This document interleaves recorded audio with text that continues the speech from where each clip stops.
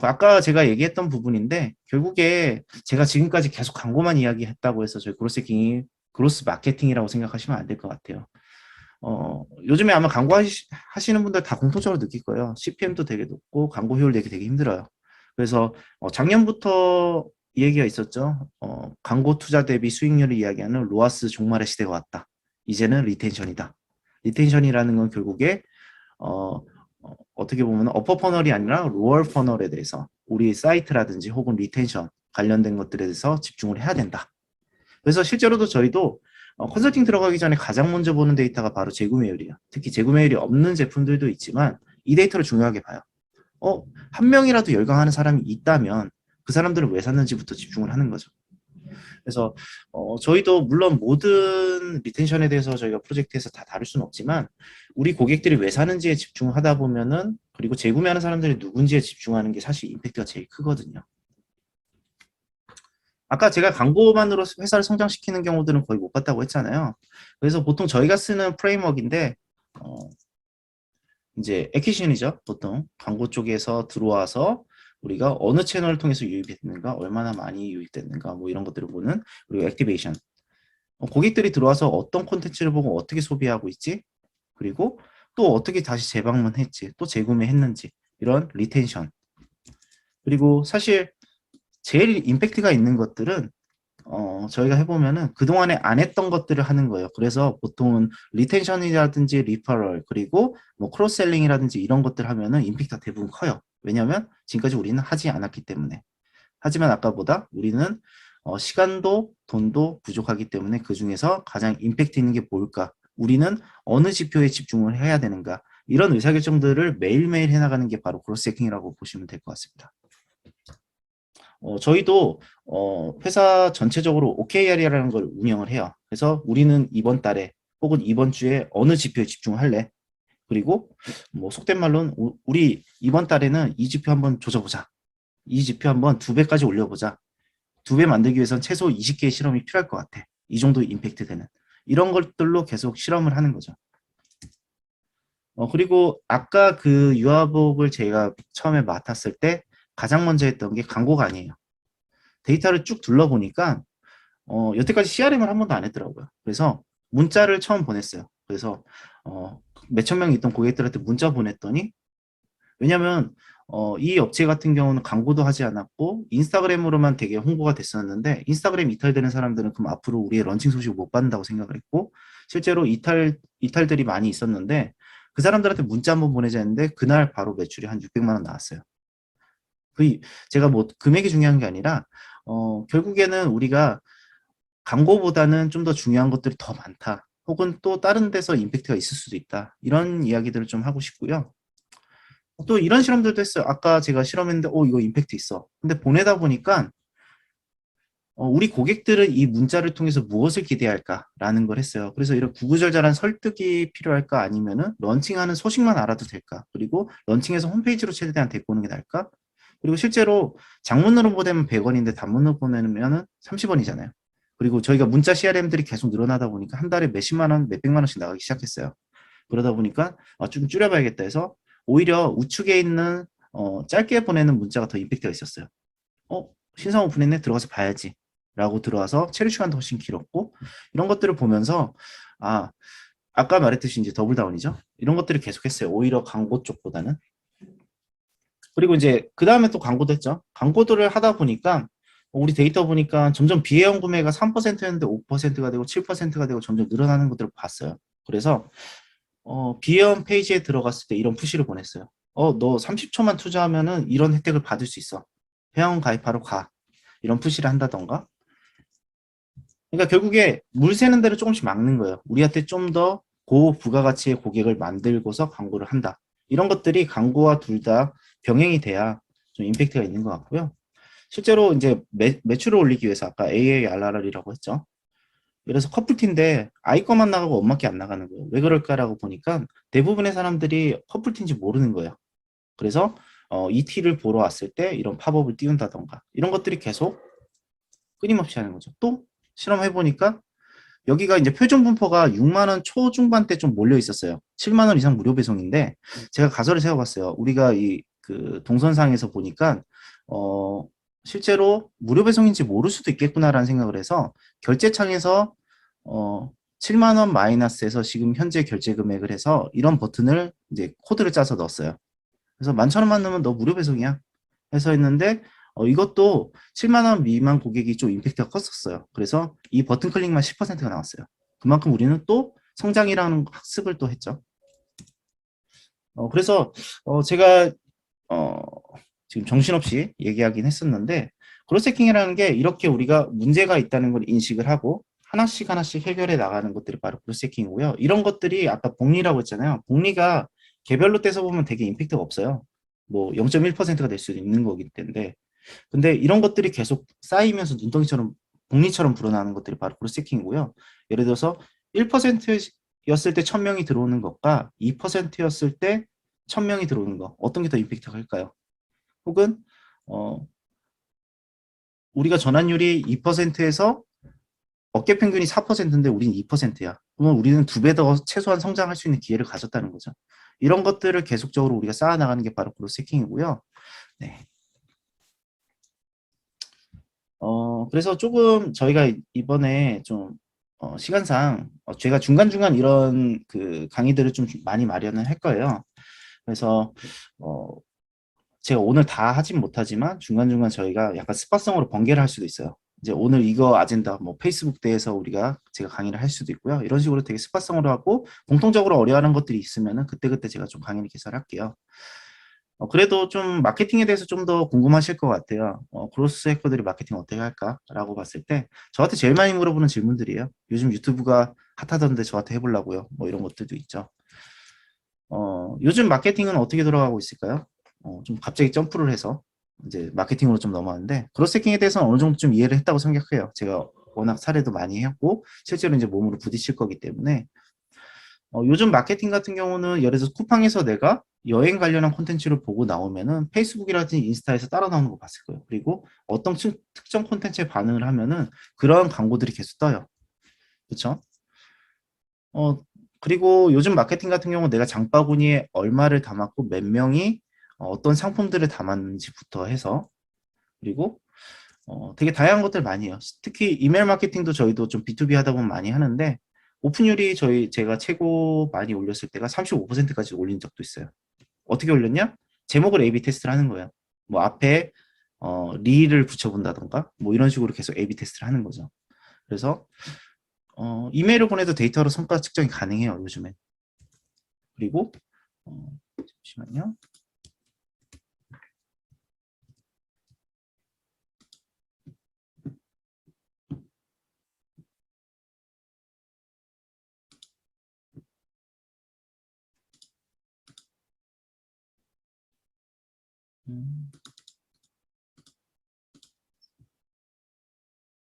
그러니까 이런 정량적인 데이터 분석 사실 어려워하세요, 다들. 처음에 이제 특히 쇼핑몰이라든지 우리가 그 어떤 사이트를 가지고 계실 때. 근데 너무 어렵게 생각하실 필요 없고요. 저희가 그 정성적으로 좀 많이 초반에 좀 많이 보는 툴들이 있어요. 트래픽이 적었을 때 이제 개인적으로 좀 분석하는 툴인데 간단하게 보시면 저희는 이거를 좀 초반에 되게 많이 봐요. 프로젝트 시작했을 때. 예를 들어서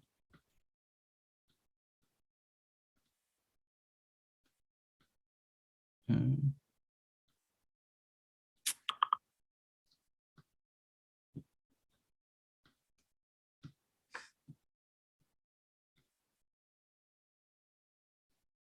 잠시만요.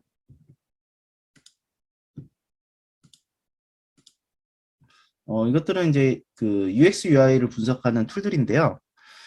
이게 뭐냐면 이제 레코딩 같은 걸 좀 많이 봐요. 아까 저희가 인터뷰를 하지만 이거 같은 경우는 지금 제가 뭐 마우스를 만지는 게 아니라 고객들이 우리 사이트에 들어와서 행동하는 것들을 다 레코딩을 한 거예요. 왜 저 제품부터 골랐을까? 하면서 가설들을 세우는 거죠. 나는 저렇게 보기를 바라지 않았어. 그럼 UX가 잘못된 거겠죠? 이런 것들을 이제 우리가 정성적으로 하나씩 하나씩 보면서 하나 가설들을 세우는 거예요. 사실 이거는 정량적이라기보다는 좀 정성적인 분석이고요. 보통 뭐 UX를 개선하거나 아니면 저희가 좀 초기에 데이터가 좀 많이 없어서 좀 정성적인 통계학적으로 유의미하지 않아서 정성적으로 분석할 때 좀 많이 쓰는 툴입니다.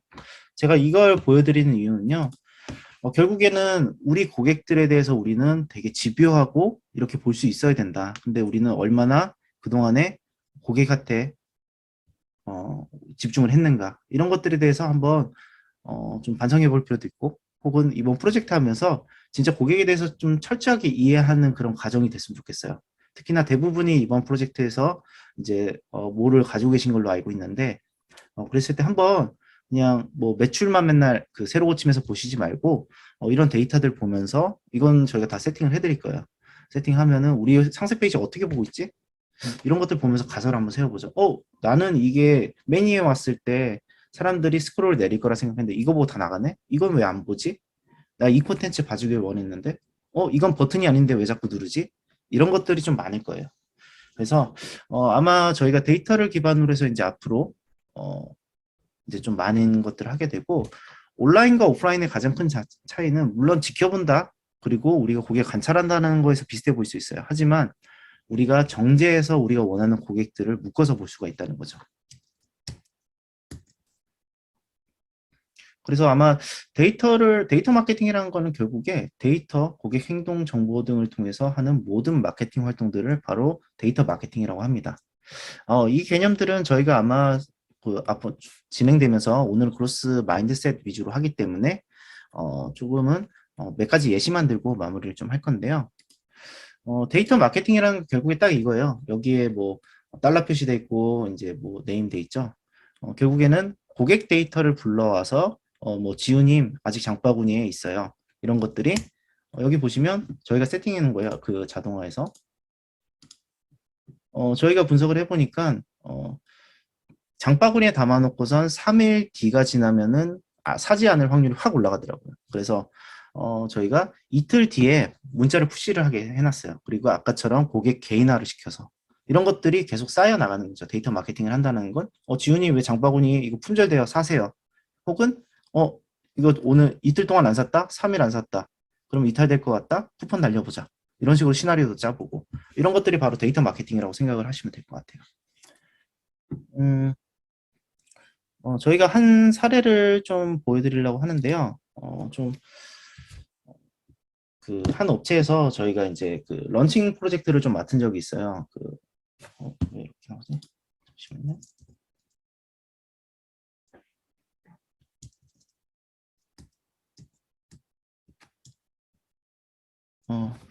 요 같은 경우는 저희가 이제 K사 이제 신사업 작년이었죠. 작년에 이제 킥 서비스를 런칭을 할 때 저희가 이제 그 얼리버드를 모아주는 거를 좀 구조하러 갔어요. 좀 그런 것들이 있었는데 어쨌든 저희가 처음에 이제 얼리버드를 모으기 위해서 이제 퍼널이라는 거 데이터를 좀 봤어요. 아까 저희가 퍼널을 왜 얘기를 했냐면 보통 일반적인 커머스에서 하는 퍼널이에요. 퍼널이라는 건 바로 깔때기죠. 점점 줄어드는. 그럼 결국에 들어와서 나가고 제품 보지 않고 나가고 그리고 장바구니에 담지 않고 나가고 우리 고객들은 계속 이런 깔때기 구조상에서 계속 이탈을 해요. 그러면 자 어디를 개선해야 가장 임팩트가 있을 것인가 이거를 저는 보는 거죠. 왜냐하면 다 할 수 없잖아요. 저희 뭐 인력이 뭐 페이스북처럼 하루에 1000개 돌릴 수 있는 구조도 아니고 그러면은 아까 예를 들어서 저희가 아까 이 지표 같은 경우는 처음에 왔을 때 홈페이지로 떨어뜨려 봤어요. 그랬더니 제품을 다들 보지 않고 나가는 거예요. 어깨 평균이 한 60%에서 70% 정도 되거든요. 패션 카테고리 같은 경우는. 근데 현저하게 낮은 거예요. 나머지 지표들은 사실 들어오고 나서는 비슷했다는 거죠. 그러면 우리는 어디를 개선해야 되는가? 여기는 3배까지 개선할 수 있어. 라고 해서 여기를 먼저 개선을 했고, 그리고 또 장바구니 넣고 그런 지표들이 전반적으로 올라갔죠. 그리고 또 장바구니에 담고 왜 안 살까? 그러면은 장바구니에 담고 남은 사람들한테 뭐 쿠폰을 하는 광고를 한다던가 이런 식으로 퍼널별로 우리는 설계를 할 수가 있고요.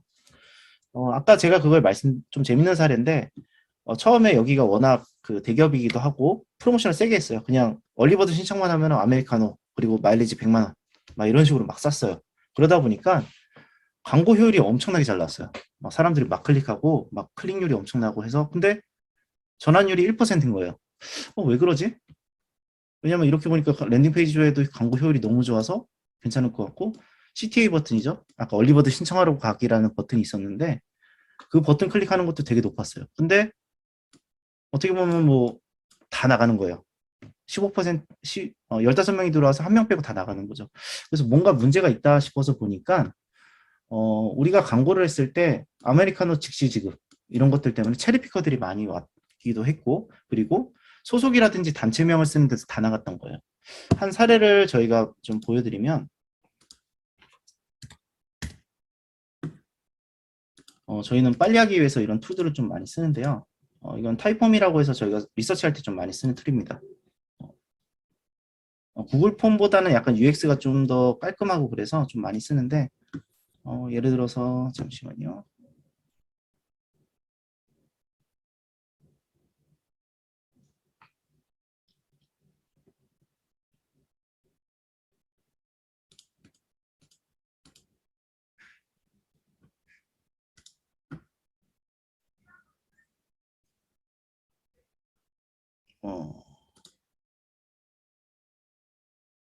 어, 이런 타이폼, 제가 아까 퍼널이라고 했잖아요. 그 처음에 저희가 비슷한 케이스를 좀 다른 프로젝트인데 좀 보여드릴게요. 이렇게 보니까 고객들이 엄청 많이 들어오는데 다 튕겨나가고 결국에 살아남질 않는 거예요. 왜 그럴까를 보니까 아까 그 프로젝트로 회귀를 하면은 물론 다르지만 처음 보여주는 게 사업자 번호를 입력을 해야 되는 거 여기서 다 튕기는 거예요. 아까 그 설문조사도 퍼널로 다 쪼개봤거든요. 아, 이거 우리가 좀 광고를 너무 하다 보니까 우리 원하는 고객들이 들어오지 않았구나 라고 해서 딱 이것만 바꿨어요. 사업자 번호만 입력하면 아메리카노 즉시 지급. 이렇게 했더니 1%에서 바로 5%로 바뀌었어요. 5배가 성장한 거죠. 왜냐면 우리는 데이터를 보고 어디를 개선해야 되는지 찾아낸 거죠. 퍼널상에서. 그래서 이것도 되게 심플하면서도 임팩트가 있었던 실험이에요. 그래서 아마 저희도 이런 커머스라든지 이런 것들 보면은 이런 퍼널들 구조로 다들 돼 있을 거예요. 근데 어디를 개선하는 게 가장 임팩트가 있을 것인가? 그리고 우리는 이번 주에 어디에 집중하지? 어느 지표를 개선시키지? 이렇게 그리고 이 사람들은 왜 이탈했을까를 끊임없이 물어보고 고민하는 게 바로 브로세킹이고 데이터 마케팅도 다 똑같아요. 마케팅이 결국에 고객 관점, 고객 지향적이잖아요.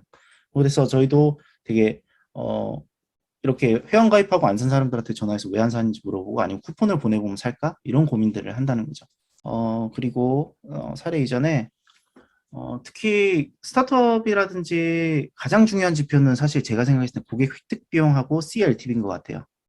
고객 획득 비용은 다들 이제 로아스로 많이 보시는데 사실 전 로아스를 그렇게 중요하게 보지는 않거든요. 왜냐하면 고객을 획득해서 우리가 아까 크로스셀링이라든지 이런 실험을 통해서 얼마든지 매출 퍼포먼스는 올릴 수가 있어요. 실제로도 저희도 막 고객 획득 비용이 3만 원이고 객단가가 4만 원인 경우에도 얼마든지 나중에 크로스셀링이라든지 업셀링을 통해서 이제 또는 이제 프라이싱을 통해서 프라이싱 전략들을 통해서 이런 업 리프트를 시킬 수가 있거든요. 하지만 일단은 고객 액quisition 코스트 우리가 고객을 획득하는데 비용이 얼마인지는 정확히 알아야 돼요. 그리고 CLTV 고객 생애 가치죠. 예를 들면은 고객 생애 가치라는 거는 우리 고객이 들어와서 1년 혹은 평생 동안 얼마를 쓸 것이냐. 이 개념이 되게 중요한데 사실 프로젝트 할 때 딱 지표를 먼저 말씀드리자면은 다양한 프로젝트마다 다 다를 거예요. 근데 액quisition 코스트 CAC라고 하죠. 이거랑 CLTV가 왜 중요한지를 좀 말씀드릴게요. 자, A, B, C 업체가 있어요. 매출로만 본다면 당연히 C 업체가 제일 잘했죠. 그렇죠? 1,000만 원 써서 매출 4천만 원 올렸구나. 좀 확장을 해볼게요. 구매자, 얘네 액quisition 코스트가 A 업체가 그래도 B 업체보다는 잘한 것 같아. 그리고 C 업체랑 똑같네. 근데 여기서 객단가도 C 업체가 더 잘했네. 이런 개념들이 생길 거예요. 왜냐하면 얘네들은 1,000만 원 써서 4천만 원의 매출을 올렸기 때문에 한 명당 40만 원씩 쓴 거죠. 자, 여기까지만 봐도 C 업체가 제일 괜찮아 보여요. 하지만 이제 LTV라는 개념을 적용을 하게 되면은 연간 기대 수익이라든지 이런 것들을 보면은 얘네는 LTV가 처음에는 20만 원밖에 구매하지 않았지만 80만 원이라는 기대 수익이 이제 기대가 되는 거. 이 개념이 왜 중요하냐? 마켓컬리라든지 이런 쿠팡 이런 업체들. 쿠팡은 전환율이 재구매율이 80%가 넘어요. 마켓컬리도 거의 원래는 한 65%로 하는데 70% 아마 넘었을 거예요. 그렇게 하면서 그렇기 때문에 얘네들이 100원에 삼겹살을 팔 수 있는 거죠. 어쨌든 우리한테 이러한 새벽 배송이든 이런 쇼핑 경험을 제공해 주면은 그중에 대다수는 우리 고객으로 돼. 그리고 그 고객의 가치는 얼마일 거야. 그래서 나는 이런 막 프로모션을 공격적으로 할 거야. 라는 것들이 생길 수 있는 거죠. 아마 여기 있는 업체들 중에서는 뭐 LTV가 되게 중요한 업체들이 있는 걸로 알고 있어요. 그러면은 우리가 고객을 획득하는데 얼마지? 아, 우리가 한 명 데리고 하는데 10만 원인데 객단가 20만 원밖에 안 돼서 마케팅하기가 무서워. 근데 봤더니 재구매율이 우리는 엄청 높아. 그러면 자신 있게 조금은 물론 캐시플로우 내에서 움직여야겠지만 이런 것들이 좀 가능해지겠죠. 그래서 저는 그 크로스 해킹 할 때 가장 먼저 보는 큰 지표로서는 사실 액퀴지션 코스트랑 LTV를 좀 많이 봐요. 특히 커머스라면은 그리고 이제 또 아마 여기는 단일 제품만 하시는 분들도 있고 또는 이렇게 다양한 제품들을 가지고 계신 분들이 있을 거예요. 근데 특히 커머스를 하거나 좀 서비스가 다양했을 때는 이런 포트폴리오 전략이 되게 중요해요. 왜 그러냐면 전시성이 높은 제품도 있고 전시성은 낮고 전환율도 낮지만 수익성이 되게 높은 제품들도 있고 왜 햄버거 세트에서 햄버거가 어떻게 보면은 전시성이 높은 제품이고 수익성은 떨어져요. 하지만 감자튀김이라든지 이런 것들이 수익성이 높은 제품이에요. 그렇게 해서 어떻게든 세트로 팔려고 하는 거죠. 이런 것처럼 여기 잘은 안 보이시겠지만 제가 이거 분석을 했었는 제품별로 싹 다 분석을 했어요.